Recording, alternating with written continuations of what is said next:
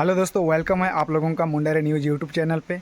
और आज का वीडियो बहुत ही खास होने वाला है क्योंकि हमारे जो संविधान में आरक्षण को जब लागू किया जा रहा था उस समय बहुत सारे लोग विरोध कर रहे थे, लेकिन डॉक्टर भीमराव अंबेडकर ने नहीं माना। जोखिम में अपने आप को डालते हुए सभी दलित पिछड़ा वर्ग के लोगों को समान वर्ग में लाने के लिए कितना जोखिम उठाया। चलिए आप लोग अपने आँखों से देखिए ये वीडियो और अपने कानों से सुनिए, जिससे कि आप लोग को पूरी तरह से समझ में आए कि आरक्षण क्या है। तो चलिए वीडियो स्टार्ट करते हैं।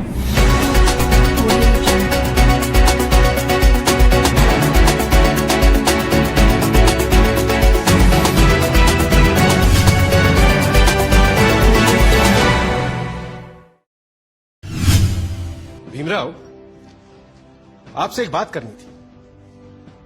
जी बोलिए। आपने तो देखा ही है सभा में कितने लोग सरकारी नौकरियों में आरक्षण का विरोध कर रहे हैं।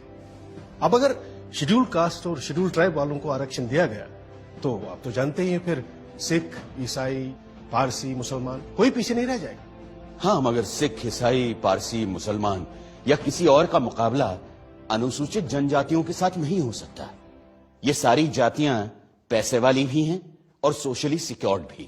ठीक बात है, पर अगर एक बार आरक्षण का दरवाजा खुल गया तो देखिएगा सभी लोग अपना हक मांगेंगे और हिंदुओं के लिए सरकारी नौकरियों में जगह नहीं बचेगी, जबकि संख्या में वो सबसे ज्यादा है। आप चाहते क्या हैं? सिर्फ मैं ही नहीं, सरदार पटेल भी यही चाहते हैं कि हो सके तो संविधान में आरक्षण की बात ही हटा दी जाए।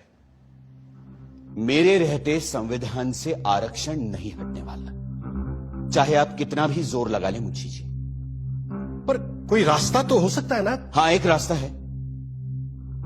मैं ही हट जाता हूं संविधान की ड्राफ्टिंग कमेटी से। अरे फिर आप लोग जैसा चाहें वैसा संविधान बना लीजिएगा। सुनिए भीमराव, भीमराव सुनिए तो। डॉक्टर अंबेडकर को लगा कि जिन दलितों की लड़ाई वो लड़ रहे हैं, अगर उनको ही जीने का अधिकार नहीं दिला पाए तो फिर संविधान सभा में रहने का फायदा क्या है। अंबेडकर ने न सिर्फ संविधान बनाने के काम से खुद को अलग कर लिया, बल्कि ये भी इशारा कर दिया कि वो न सिर्फ ड्राफ्टिंग कमेटी बल्कि कानून मंत्री के पद से भी इस्तीफा दे देंगे। इससे ऐसी खलबली मची कि अंबेडकर को मनाने खुद सरदार पटेल उनके घर पहुंच गए।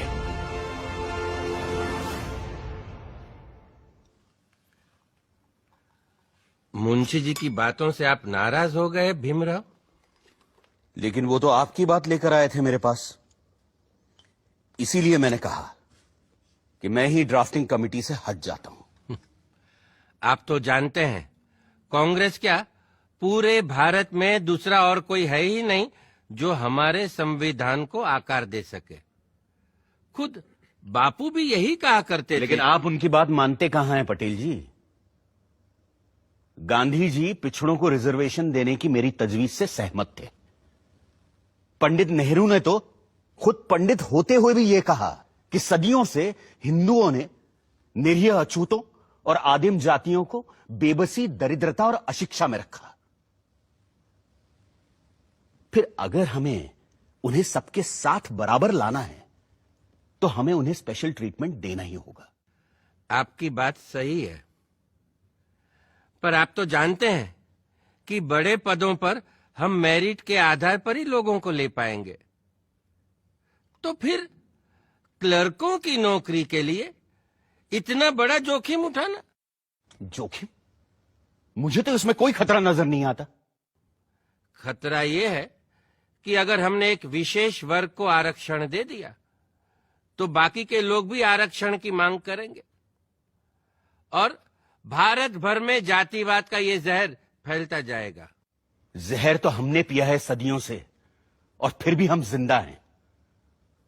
रीढ़ की हड्डी तोड़ डाली आप लोगों ने हमारी, फिर भी हम लोग खड़े हैं। अरे एक बार हमें अपने बराबर आने का मौका तो दीजिए पटेल जी, फिर देखिए कैसे हम आगे निकल जाते हैं। और यह काम बिना आरक्षण के नहीं होगा। अगर फिर भी मेरी बातें आपको जहरीली लग रही हैं तो मैंने अपना इस्तीफा तैयार रखा है, आप खुद लेते जाइएगा। मैं बड़ा जिद्दी आदमी हूं आंबेडकर जी, लेकिन मूर्ख नहीं हूं, किसान हूं। देखकर ही बता सकता हूं कि कौन सा बीज कल मुझे अच्छी फसल देगा।